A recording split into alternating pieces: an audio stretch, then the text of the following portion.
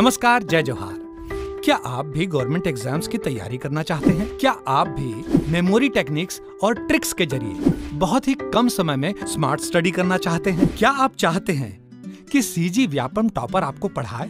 तो डाउनलोड करिए Yogendra Sahu classes app. यहाँ 10 से अधिक गवर्नमेंट एग्जाम्स क्रैक करने वाले और सीजी व्यापम टॉप करने वाले योगेंद्र सर सीजीपीएससी और सीजी व्यापम के अंतर्गत होने वाले सभी एग्जाम्स की तैयारी कराएं। तो डाउनलोड करिए Yogendra Sahu classes app to be the best, learn from the best.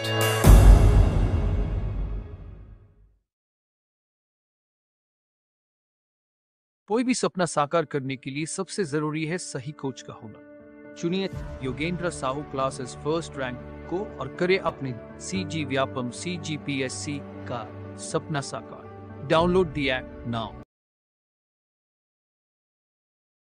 से मैंने अभी तक 16 एग्ज़ाम फाइट किए, ठीक है, 16 एग्ज़ाम निकाले हैं। 16 एग्ज़ाम में 11 आपका सीजी का एग्ज़ाम है, सीजी वापम का छत्तीसगढ़ सरकार का, और 5 एग्ज़ाम सेंट्रल गवर्नमेंट का। 2 बार टॉप किया, ठीक है। एक बार 2018 में सीजी वापम में टॉप किया, सेकंड रैंक। 2022 में फर्स्ट रैंक, ठीक है। इसके अलावा एक सीजीपीएससी के एग्ज़ाम में भी सिलेक्शन नहीं हुआ मेरा, लेकिन 5th रैंक आया था रिटर्न एग्जाम में। सीजीपीएससी असिस्टेंट रजिस्ट्रार का पूरे छत्तीसगढ़ में एक पोस्ट था, इसलिए इसमें सिलेक्शन नहीं हो पाया, बट 5th रैंक था, ठीक है, कोई दिक्कत नहीं। तो इतना एग्ज़ाम का अनुभव मेरा जो अनुभव कहता है वो चीज़ें मैं आपको यहाँ पे बताने जा रहा हूँ।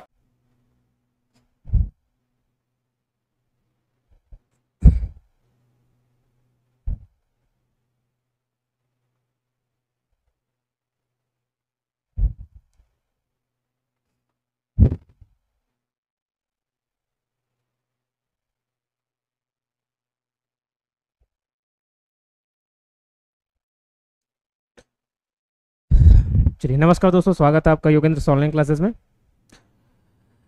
जैसा कि आप सभी को मालूम होगा, 15 मार्क्स का लेबर इंस्पेक्टर में एक अलग से कोर्स पूछा जा रहा है, 15 मार्क्स का। उसमें क्या है, हिस्ट्री ऑफ लेबर लॉज, जो श्रम कानून है उसके इतिहास के बारे में, उसके संवैधान में जो प्रावधान दिए गए हैं, ठीक है, उसके बारे में पूछा जा रहा है। और कुछ पर्टिकुलर लॉ का नाम लिख दिया है या एक्ट का नाम लिख दिया, जैसे मिनिमम वेजेस एक्ट और पेमेंट ऑफ वेजेस एक्ट, न्यूनतम मजदूरी अधिनियम और मजदूरी भुगतान अधिनियम। ये सारे को तो मेंशन कर ही दिया है कि स्पेशली आपको ये टॉपिक पढ़ना ही है, ठीक है। उसके अलावा छत्तीसगढ़ में लेबर से रिलेटेड, लेबर लॉ से रिलेटेड कौन सी योजना चालू की गई है ना, मजदूरों के लिए जो भी योजनाएं चालू की गई उनके हित के लिए, वो सारी चीज़ों को पूछी जाएंगी। और ये 15 मार्क्स का इंपॉर्टेंट रोल प्ले करता है, ठीक है। वीडियोस कुछ यूट्यूब में भी डालेंगे और कुछ एप्लीकेशन में भी डालेंगे। जो ये शिकायत करते हैं कि हम कोर्स खरीदें तो फिर आप यूट्यूब में फ्री में क्यों डाल रहे हो, तो चिंता मत करिए, कुछ यूट्यूब में भी है, कुछ एप्लीकेशन में भी है, तो उसके लिए आपको टेंशन लेने की जरूरत नहीं है, उसके लिए मैं बैठा हूँ, ठीक है। दूसरी चीज़, एप्लीकेशन आप डाउनलोड कर लीजिएगा। वहाँ जब ये नोट्स तैयार हो जाएंगे तो उसका पीडीएफ मैं वहाँ शेयर कर दूंगा, ठीक है। एप्लीकेशन का नाम है Yogendra Sahu classes. Application download करिएगा, वहाँ पे कोर्स अवेलेबल भी है।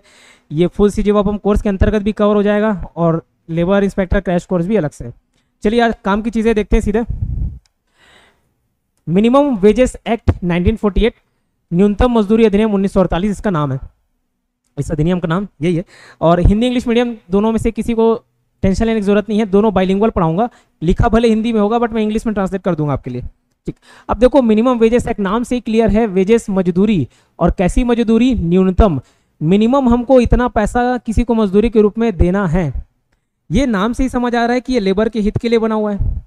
और जब ये नियम कानून लेबर के हित के लिए बनाया हुआ है, मतलब कहीं ना कहीं उनके साथ कुछ गलत हो रहा होगा, अहित हो रहा होगा, तभी उनके हित के लिए कदम उठाया गया। तो ऐसा क्या अहित हो रहा था, क्या उनके साथ नाइंसाफी हो रही थी, ठीक है, और वही कारण बनता है ये लेबर लाने का। देखो, भारत में एक चीज आपको बहुत सस्ती मिलेगी, क्या, लेबर, चीप लेबर। यहाँ की कोई फैक्ट्री हो या बाहर का कोई कंपनी हो, वो इंडिया में काम करना चाहता है। क्यों काम करना चाहता है? क्योंकि यहाँ उसको जो मैन पावर है, लेबर है, वो बहुत ही सस्ती मिल जाती है, ठीक है। क्यों? पॉपुलेशन बहुत ज़्यादा है, सभी काम करने के लिए तैयार है, काम एक है, करने वाले 10 हैं, बोलते भाई मैं सबसे कम में काम कर दूंगा, ठीक है। तो बहुत ही क्या सस्ता श्रम उपलब्ध है, बहुत ही क्या सस्ता श्रम उपलब्ध है। इससे होता ये है कि कहीं ना कहीं इसकी जितनी क्षमता है, कोई मजदूर काम कर रहा है, ये मजदूर जितना काम कर रहा है, इसकी जितनी क्षमता है, उस क्षमता के अनुरूप, उसके कैपेसिटी के अकॉर्डिंग उसको जो वेजेस, जो रेम्यूनरेशन मिलना चाहिए वो नहीं मिलता। ठीक है, जिस कारण सब काम करते हैं तो पहली बात उसको बहुत कम पैसा दिया जाता है, इतना भी नहीं दिया जाता कि वो अपने दैनिक जीवन बिता सके। ठीक है, जो दैनिक खर्चे हैं वो उसका निर्वहन कर सके, नहीं इतना भी अफोर्ड नहीं कर पाता मिनिमम वेजेस। ठीक है, या तो पैसा दे ही नहीं रहे, अभी 1 महीना काम करा लिए, पैसा हाँ कल लेना, परसों लेना, 1 महीने बाद लेना, 2 महीने बाद लेना, या पैसे ना दे के कुछ सामान दे दिए। तो ऐसी चीजें ना हो, ऐसी नाइंसाफी ना हो श्रमिकों के साथ, इसलिए ये नियम कानून लाया गया। ठीक है, तो पहला चीज क्यों, ये देख लिए चीप लेबर अवेलेबल होता है। एक और चीज, अच्छा चलो ठीक है, दूसरा पॉइंट ध्यान देना, मैं एक एम्प्लॉयर हूं और मैंने कोई एम्प्लॉय बनाया, मतलब किसी को रिक्रूट किया, अपॉइंट किया, कोई एक आदमी आया, मैंने बोला ये काम है और इस काम का मैं आपको 20 रुपए दूंगा। मतलब ठीक है 20 रुपए, लेकिन आपको काम करना पड़ेगा कितना, 8 घंटा। आप फिर भी तैयार हो गए, बोलोगे सर 8 घंटे किसी काम का 20 रुपए आप दे रहे हो, कौन करेगा, कोई नहीं करेगा, नहीं गलत। हो सकता है बहुत सारे लोग तैयार हो जाए, कारण क्या, उस व्यक्ति को कहीं और रोजगार नहीं मिल रहा होगा, या फिर मेरे पास करने के लिए बहुत सारे ऑप्शन अवेलेबल है, आपको करना है, आपका गरज है तो आप करो 20 रुपए में, तो चालू हो सकता है। ठीक है, और वो आवाज भी नहीं उठाएगा क्योंकि उसकी मजबूरी है, 20 रुपए में काम करना, हो सकता है उसको और कहीं नहीं मिल रहा होगा, कम से कम 20 रुपए तो मिले, कुछ तो अवेलेबल हो, ये सोच के वो काम कर लेगा। तो जब मैं राजी हो 20 रुपए देने के लिए और वो काम करने वाला राजी है 20 रुपए लेने के लिए, तो फिर सरकार को इंटरफेयर करने की क्या जरूरत, ये नियम की क्या जरूरत, सरकार को, गवर्नमेंट को इंटरफेयर करने की क्या जरूरत है। क्यों जरूरत है, क्योंकि कभी भी कमजोर तबका अपने हक के लिए बात नहीं रख पाता। जो पावरफुल लोग हैं उनके पास उसकी कोई नहीं चलती, उसकी कोई बस नहीं चलती। ठीक है, प्रत्यक्ष उदाहरण दूं, आप मॉल जाओगे, कोई कपड़ा पसंद आया, कोई शूज पसंद आया, कोई भी सामान पसंद आया, आप एक ही बार पूछोगे कि सर इसमें डिस्काउंट कितना है, कोई अवेलेबल है कि डिस्काउंट, और उसके बाद दोबारा नहीं पूछोगे अगर वो देने के लिए तैयार ना हो। आप उससे मोल भाव नहीं कर सकते। ठीक है, मोल भाव करोगे वो भगा देगा भाई, और कुछ पैसे दे भेज देगा आपको। ठीक है, अब वहां पे मोल भाव नहीं कर पाते, क्यों, एक पावरफुल एंटिटी है मॉल, देखते हो कि नहीं भाई, इसका स्टेटस थोड़ा बड़ा है। वही आप सब्जी वाले के पास चले जाओ, वो बोलेगा कितना रुपया मिला थे, पूछोगे बताएगा 20 रुपये किलो है सब्जी, आप उसको मोल भाव करा लेन 15 में देना, उससे 15 मांग लोगे, बेचारे की खरीदी नहीं रहती, लेकिन फिर भी चलो ठीक है 15 में देने के लिए तैयार। उसमें भी जाते जाते महिलाएं और क्या धनिया मिर्ची एक्स्ट्रा फ्री में मांग लेती। ठीक है, और थोड़ी देर होता तो वो भी पैसा देके भेज देगा। तो वहां क्यों आप मोल भाव करा ले रहे हो पता है, क्योंकि वो कमजोर तबके का लोग है। ठीक है, मॉल वाले से आप नहीं करवा सकते, लेकिन ये इनसे आप करवा सकते हो। ठीक है, तो क्या होता है, अपने हक की बात इन लोग नहीं रख पाते, जो श्रमिक वर्ग के लोग हैं अपने हक की बात नहीं रख पाते, और इसीलिए कहीं ना कहीं इंटरफेयर करना जरूरी हो गया था गवर्नमेंट को, ताकि वो उनका हक दिलाया जा सके कम से कम। ठीक, इतना क्लियर, इतना पॉइंट क्लियर। ठीक है, एक और बात सामने आई थी आगे चल के, सपोज एक कोई फैक्ट्री है, उसमें 2000 लोग काम कर रहे हैं, 2000 श्रमिक काम कर रहे हैं, और इन लोगों का मजदूरी मान के चलो 1000 रुपये बना, एक एग्जांपल ले रहा हूँ, 2000 एम्प्लॉय हैं और 1000 सबकी क्या है मजदूरी है। आप अगर देखोगे इसका टोटल अमाउंट कितना हो गया, 20 लाख रुपए।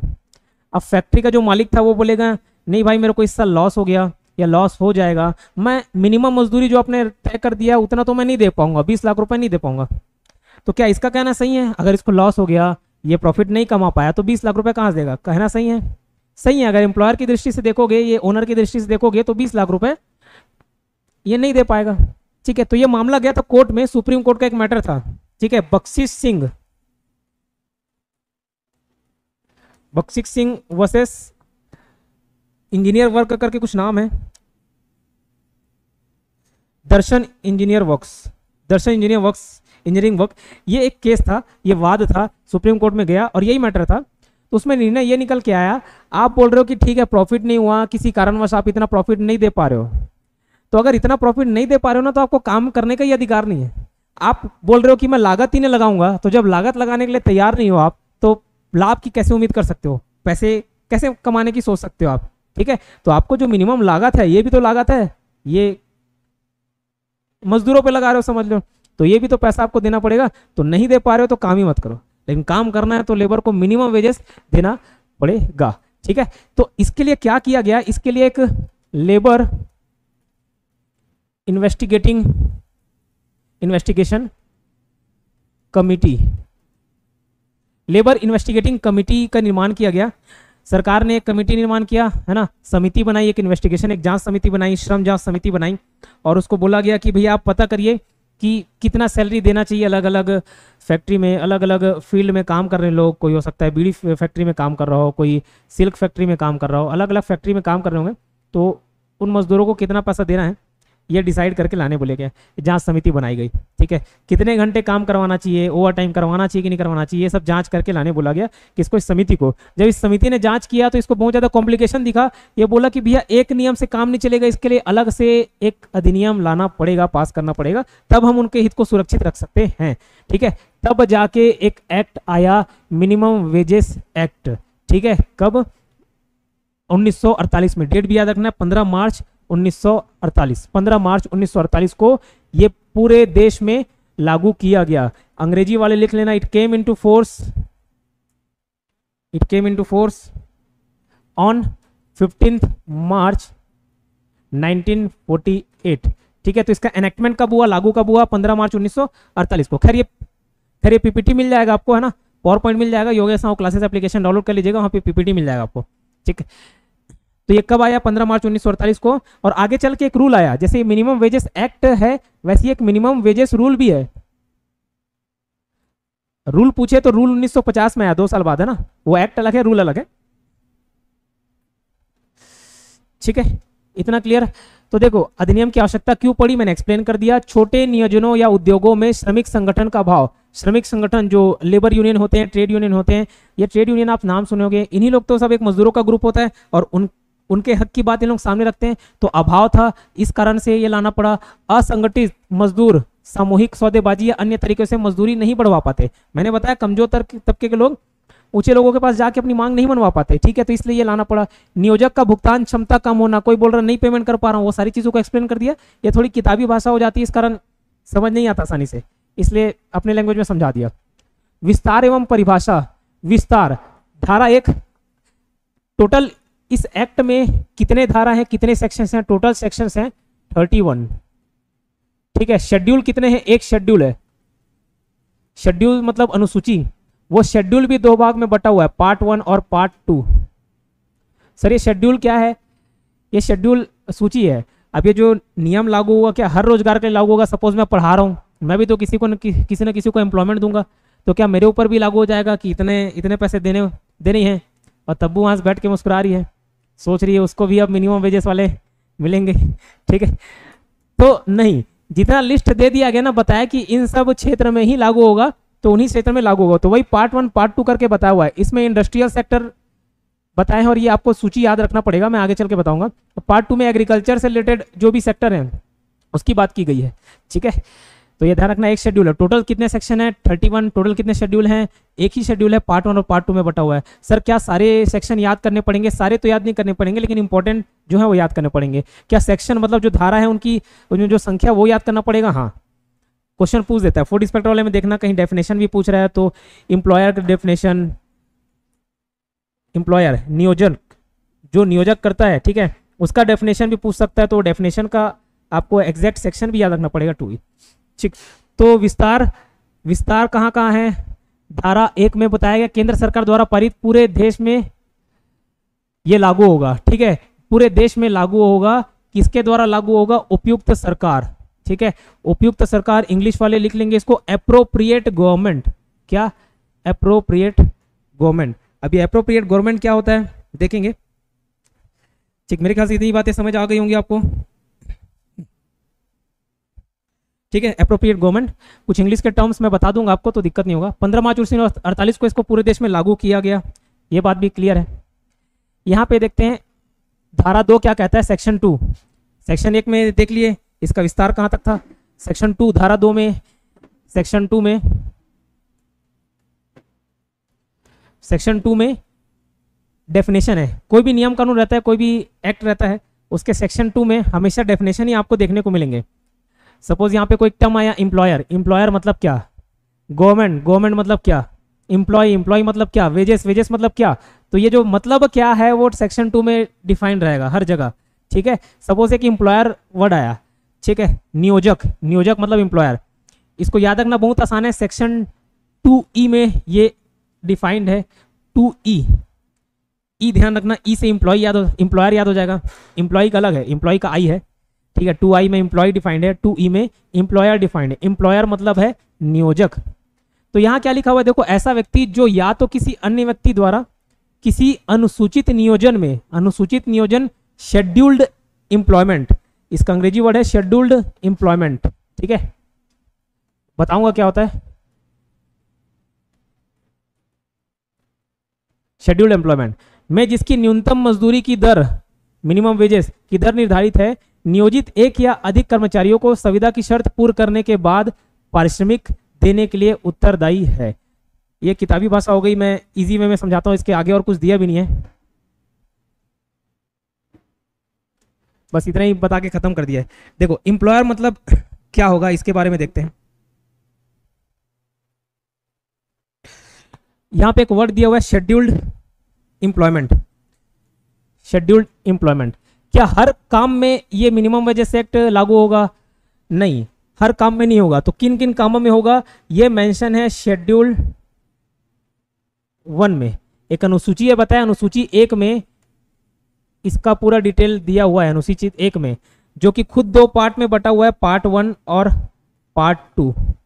तो ये शेड्यूल्ड नियोजन क्या है, शेड्यूल्ड एम्प्लॉयमेंट अनुसूचित नियोजन क्या है, इसका डेफिनेशन बता दिया, ठीक है। 2G में है और शेड्यूल 1 में, पार्ट 1 पार्ट 2 में दिया हुआ है कौन कौन से ये काम में लागू होंगे ये, ठीक, क्लियर।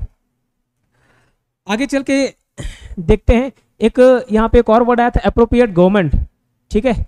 एप्रोप्रिएट गवर्नमेंट क्या होता है इसको देख लेते हैं, फिर हम एम्प्लॉयर के डेफिनेशन में आएंगे। एप्रोप्रिएट गवर्नमेंट, सरकार, सरकार मतलब हम लोग सिर्फ जानते हैं केंद्र सरकार या राज्य सरकार, यहाँ पे भी वही डेफिनेशन है, बट थोड़ा सा ट्रिकी पार्ट। माइंस के केस में, खान जो रहते हैं माइंस के केस में, ऑयल फील्ड के केस में, ठीक है, कोई मेजर पोर्ट के केस में, oil field, mines, major port, या कोई भी कॉरपोरेट हो, कोई भी कॉरपोरेट बॉडी, निगमित निकाय वो जो बोलते हैं कॉरपोरेट बॉडी, निगमित निकाय, ये अगर एस्टेब्लिश किए गए हैं, स्थापित किए गए हैं सेंट्रल एक्ट के द्वारा, ठीक है, mines, oil field, major port या भी कोई कॉरपोरेट, अगर सेंट्रल एक्ट कोई केंद्रीय कानून के द्वारा इसका निर्माण किया गया है, स्थापित किया गया है, तो यहां पे उपयुक्त सरकार कौन होगी? सेंट्रल गवर्नमेंट होगी। यहां पे सरकार मतलब सेंट्रल गवर्नमेंट, केंद्र सरकार। इसके अलावा कोई सा भी केस हो, राज्य सरकार, ठीक है। तो ये उपयुक्त सरकार, एप्रोप्रिएट गवर्नमेंट का मतलब क्या, या तो सेंट्रल गवर्नमेंट या स्टेट गवर्नमेंट, लेकिन सेंट्रल गवर्नमेंट किस किस केस में? माइंस के केस में, ऑयल फील्ड के केस में, मेजर पोर्ट के केस में, कॉर्पोरेट के केस में, जो कि सेंट्रल एक्ट के तहत स्टैब्लिश किया गया है, उसको किस में गिना जाएगा? सेंट्रल गवर्नमेंट में। बाकी सभी को स्टेट गवर्नमेंट में काउंट किया जाएगा, ठीक है। तो ये उपयुक्त गवर्नमेंट का डेफिनेशन है, ध्यान रखिएगा। हम लोग आते हैं वापस एम्प्लॉयर्स। एम्प्लॉयर कौन होगा, ठीक है। तो एम्प्लॉयर का भी अलग अलग डेफिनेशन है। अगर कोई फैक्ट्री है, तो वहां पे एम्प्लॉयर कौन होगा? जिसको मैनेजर अपॉइंट किया गया है, ठीक है, person named as a manager, जिसको मैनेजर बनाया गया है वो एम्प्लॉयर के रूप में काम करेगा। ये एम्प्लॉयर वर्ड इतना महत्वपूर्ण क्यों है? मैं मजदूर हूं, मैं काम कर रहा हूं, मेरे को कोई अपनी बात रखनी है, पैसे मांगने हैं, ठीक है, तो मैं किससे बात करूंगा? किससे मांगूंगा? एम्प्लॉयर से, जो नियोजन किया है मेरा, उसी से तो मांगूंगा जाके, ठीक है। तो वहां पे जरूरी होता है ये जो मिनिमम वेजेस एक्ट का जो भार है वो किस पे पड़ना है? वो एम्प्लॉयर पे पड़ना है। तो एम्प्लॉयर कौन होता है वो जरूरी है ध्यान रखना। तो फैक्ट्री के केस में कौन है? मैनेजर, ठीक है। केंद्र सरकार या राज्य सरकार के अंतर्गत कोई हो, ठीक है, अंडर कंट्रोल ऑफ गवर्नमेंट, अगर कोई संस्था सरकार के अधीन हो, तो उस केस में जिस व्यक्ति को एम्प्लॉयर बना दिया गया है, जिस व्यक्ति को एम्प्लॉयर अपॉइंट कर दिया गया है, वो एम्प्लॉयर कहलाएगा, ठीक है। अलग अलग संस्थान में आपको ज्वाइनिंग देने वाला कोई ना कोई होता है, गवर्नमेंट की बात हो, कहीं ना कहीं प्राइवेट सेक्टर में कोई ज्वाइन तो देगा, ज्वाइनिंग लेटर देगा आपको, ठीक है, तो वो एम्प्लॉयर कहलाएगा। और अगर ऐसे एम्प्लॉयर नहीं बताया गया है, तो उस डिपार्टमेंट का जो भी हेड है, डिपार्टमेंट का हेड वो क्या कहलाएगा? वो एम्प्लॉयर कहलाएगा। लोकल अथॉरिटी के केस में, लोकल अथॉरिटीज भी होती है जो स्थानीय निकाय हैं, उस केस में भी यही सेम डेफिनेशन है, या तो एम्प्लॉयर, और अगर एम्प्लॉयर नहीं बताया गया है कौन एम्प्लॉयर है, तो फिर वहाँ का CEO, ठीक है, चीफ एग्जीक्यूटिव ऑफिसर, मुख्य कार्यपालन अधिकारी, ये किस में आते हैं? एम्प्लॉयर के डेफिनेशन में आते हैं। ठीक है, इतना क्लियर है। एक और चीज़, इंपॉर्टेंट चीज़ पर बात करते हैं और आज का टॉपिक यहीं पे समाप्त करेंगे।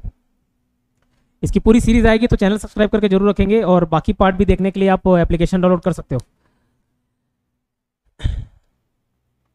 ये सपोज ये कोई व्यक्ति है जिसको 3-4 आदमी चाहिए, है ना, अपना काम कराने के लिए 3-4 आदमी चाहिए।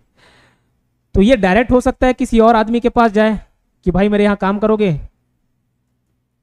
तो इन्होंने बोला हाँ, तो यहाँ पे एम्प्लॉयर कौन हो गया? ये व्यक्ति जो डायरेक्टली रिक्रूट कर लिया किसी को। कई ऐसी भी एजेंसीज होती हैं जो आपसे पैसा लेती है, जैसे आपको भी जॉब चाहिए होगा, आप रेज्यूमे जाके छोड़ते हो, भाई कहीं से आ जाए कॉल वॉल तो बता देना, उसके बदले कोई पैसे ले लेता है ना, कोई एजेंसी रहती है, रिक्रूटमेंट एजेंसी रहती है, वो पैसे ले लेती है, आपसे भी ले लेगी या फिर जो एम्प्लॉयर है उससे भी ले लेगी। तो अगर ये व्यक्ति इन तीनों के पास ना जाए, अब हर किसी के पास थोड़ी ना जाएगा। सपोज मेरे को यहाँ किसी को काम में रखना है, ठीक है, कोई कॉल अटेंड करने वाला चाहिए, कोई कॉल करने वाला चाहिए, मैं किसके पास जा पूछूंगा कॉल अटेंड करोगे क्या? तो मैं ऐसी कोई ऐसे एजेंसी के पास चले गया और उनको बोला कि भाई आप मेरे को दिलाइए, तो कोई एजेंसी के माध्यम से अगर मैं इन तीनों के पास पहुंचा तो भी मैं ही एम्प्लॉयर हूँ। ठीक है, तो भी मैं ही एम्प्लॉयर हूँ। एक और केस देखते हैं, जैसे यहाँ पे डी मार्ट है, भिलाई 3 में डी मार्ट है। अब डी मार्ट का कोई ना कोई ओनर होगा, लेकिन उसके इतने सारे ब्रांचेस हैं। अब वो क्या, कितने लोग एजेंसी को अपॉइंट करेगा, कितने एजेंसी को बोलेगा? तो भाई वो क्या करेगा, भिलाई में जैसे यहाँ स्टोर है ना, भिलाई का एक मैनेजर रख देगा कि भाई ये मैनेजर का तुम, मतलब यहाँ भिलाई वाला एरिया पूरा तुम कवर करोगे, कैसे मैनेज करना है, कैसे रन करना है तुम जानो। ठीक है, तो ये सपोज डी मार्ट का कोई ओनर है, ये भिलाई में कोई स्टोर है, ये भिलाई में स्टोर है, भिलाई में स्टोर का कोई मैनेजर अपॉइंट कर दिया, वो मैनेजर बाकी सबको रिक्रूट कर रहा है। अब इस केस में बताइए, ये व्यक्ति हैं, रिक्रूटमेंट हो गया इन लोगों का, यहाँ पे ये एम्प्लॉयर काउंट किया जाएगा कि डी मार्ट, भिलाई वाला? पक्का डी मार्ट का कोई रोल नहीं, सही बोल रहे हो, भिलाई वाला ही काउंट किया जाएगा। क्यों भिलाई वाला काउंट होगा? इसको मजदूरी चाहिए होगा, ये डी मार्ट वाले के पास जाएगा क्या? नहीं, भिलाई में जो डी मार्ट है, मतलब इसके ओनर के पास नहीं जाएगा, भिलाई वाले पास जाएगा, मैनेजर जो अपॉइंट किया। कुछ परेशानी होगी, कुछ तकलीफ होगा, इसके पास जाएगा कि इसके पास जाएगा? इसके पास जाएगा। छुट्टी लेना है, इसके पास जाएगा, इसके पास जाएगा, इसके पास जाएगा। तो यहाँ पे ये एम्प्लॉयर हो जाएगा। ठीक है, समझ आया होगा तो चैनल को सब्सक्राइब करिएगा, वीडियोस को लाइक करिएगा, शेयर कर दीजिएगा। मिलते हैं नेक्स्ट वीडियो में।